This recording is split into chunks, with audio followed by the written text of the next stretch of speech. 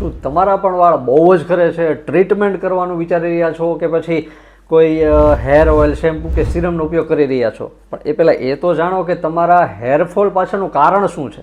કોઈ internal problem છે કે એવી કોઈ ખોટી આદતો છે કે જેને કારણે તમને વાળ ખરે છે? શું નથી ખબર કારણો? તો આજે આપણે એ જ ચર્ચા કરવાની છે કે હેરફોલના કારણો ક્યાં ક્યાં હોય છે. તો તમને પણ જો આ પ્રોબ્લેમ હોય તો વિડીયોને ધ્યાનથી સાંભળજો અને સમજજો. નમસ્કાર, I am doctor Mehul Baria, clinical nutritionist, dietitian and consulting homeopath. સૌથી પહેલું કારણ છે જીનેટિક્સ. જીનેટિક્સ એટલે વારસો, વારસામાં મળતી ટાલ, જેને મેડિકલ ટર્મમાં એન્ડ્રોજેનિક એલોપેશિયા કહેવામાં આવે છે, જે બહુ જ કોમન છે વાળના પ્રોબ્લેમ્સમાં. જો તમારા પરિવારમાં કોઈને ટાલ છે તો તમને એની અસર થઈ શકે છે. માત્ર તમારા પરિવારમાં જ નહીં, પણ તમારા મમ્મીના પરિવાર એટલે કે મામા કે નાનાને જો ટાલ હશે તો તેની અસર પણ તમને થઈ શકે છે. આમાં એક મુખ્ય હોર્મોન DHT એટલે કે ડાયહાઇડ્રોટેસ્ટોસ્ટેરોન વાળના ફોલિકલને નુકસાન કરે છે અને હેરના ગ્રોથને ઘટાડે છે. વારસાગત હેરફોલ પુરુષોમાં વધુ જોવા મળે છે, પણ સ્ત્રીઓમાં પણ આની અસર થઈ શકે છે. આ ટાઈપના હેરફોલમાં પુરુષોમાં આ જે હેરલાઇન છે ત્યાં અને માથાના ઉપરના ભાગમાં વાળ ખરવાનું શરૂ થાય છે અને ધીમે ધીમે ટાલ પડે છે. જ્યારે સ્ત્રીઓમાં વાળ ઝડપથી પાતળા થઈ જાય છે અને આખા માથામાં એની અસર થતી હોય છે. બીજા નંબરનું સૌથી મોટું કારણ છે hormonal imbalance. Oestrogen, progesterone, testosterone, insulin, thyroid hormone, આ 5 મુખ્ય હોર્મોન છે કે જેની અસર વાળ પર પડતી હોય છે.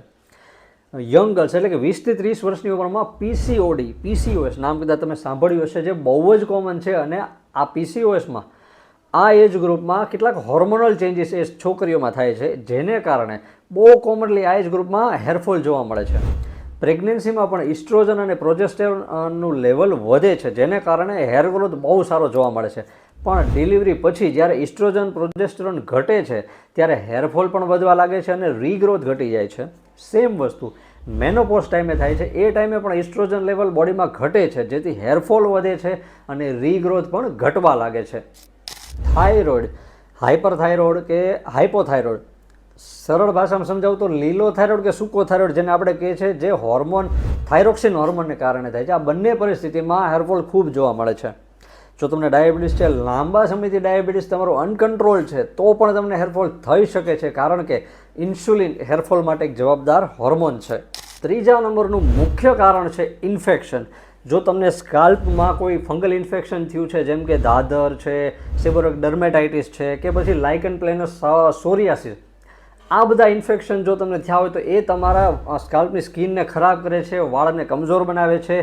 હેર રૂટ્સ જે વાળના મૂળ હોય છે એને ડેમેજ કરે છે અને વાળ ખરવાની સાથે ટાલ પણ પાડી શકે છે. આ સિવાય અન્ય ઇન્ફેક્શન જેમ કે HIV, syphilis, dengue, malaria, typhoid જેવી બીમારી તમને થઈ છે અને જેને કારણે કદાચ તમારે હોસ્પિટલાઇઝ થવું પડ્યું હોય, ઘણી બધી દવાઓ ખાવી પડી હોય, ડાયટ કોમ્પ્રોમાઇઝ થયું હોય, તો આવા કેસમાં સારું થઈ ગયા પછી પણ કેટલાક સમય સુધી તમને હેરફોલ થઈ શકે છે. પણ આની એક સારી વાત એ છે કે આ પ્રોબ્લેમ કમ્પ્લીટલી રિવર્સિબલ છે. ચોથા નંબરનું કારણ છે ન્યુટ્રિશન ડેફિશિયન્સી એટલે પોષક તત્વોની ઉણપ. આ પણ એટલું જ કોમન છે કે જેટલા આગળના 3. વાળનું એક બેઝિક એલિમેન્ટ છે કેરાટીન, જે એક પ્રોટીન છે કે જેનાથી વાળ બને છે. માટે જો તમારા બોડીમાં પ્રોટીન ઓછું હશે તો વાળ તૂટવા, ખરવા, રીગ્રોથનો ઘટાડો થવો, આ બધું તો ઓબ્વિયસ છે.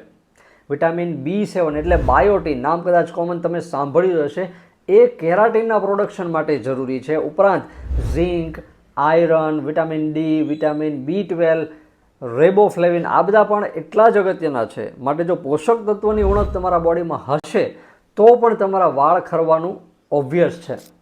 Number 5, dandruff.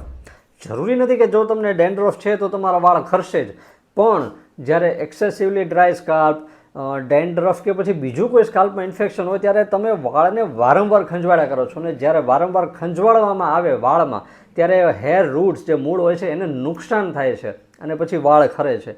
એટલા માટે જ્યારે પણ તમને ડેન્ડ્રફ કે બીજું કોઈ સ્કાલ્પમાં ઇન્ફેક્શન હોય તો એને બને એટલું જલ્દી સારું કરવું વધુ હિતાવહ છે. આ સિવાય પણ કેટલાક હેરફોલના કારણો છે, જેમ કે તમે લાંબા સમયથી કોઈ ટેન્શનમાં છો, ઊંઘ પૂરી નથી કરતા, કોન્ટ્રાસેપ્ટિવ એટલે ગર્ભનિરોધક ગોળીનો ઉપયોગ લાંબા સમયથી કરો છો, અથવા કોઈ હોર્મોનલ થેરાપી પર છો તો પણ હેરફોલ થઈ શકે છે. જો તમે તમારા વાળને સ્વાસ્થ્ય હાઇજીનનું ધ્યાન નથી રાખતા, અવારનવાર હેર સ્ટ્રેટનિંગ કરાવો છો, હેર ડ્રાયરનો ઉપયોગ વધારે પડતો કરો છો, તો પણ વાળને નુકસાન થઈ શકે છે. ભીના વાળને તમે લાંબા સમય સુધી ટોવેલમાં બાંધીને રાખો છો અથવા વાળને તમારે ટાઈટ બાંધવાની ટેવ છે તો પણ વાળ નબળા પડી શકે છે. વરસાદ કે વરસાદ પછી ભેજવાળા વાતાવરણ હોય તો પણ વાળની સમસ્યાઓ થઈ શકે છે. ચોમાસામાં કે શિયાળામાં ડ્રાય હેર ડેન્ડ્રફના પ્રોબ્લેમ્સ પણ વધી શકે છે. આઈ હોપ કે તમને તમારા હેરફોલને સમજવા માટે આ ઇન્ફોર્મેશન યુઝફુલ લાગી હશે. બીજા પણ હેરફોલને લગતા કેટલાક વિડીયો ઓન ધ વે છે, સો stay tune to the channel. મળીએ નેક્સ્ટ વિડીયોમાં. ત્યાં સુધી સ્વસ્થ રહો, મસ્ત રહો.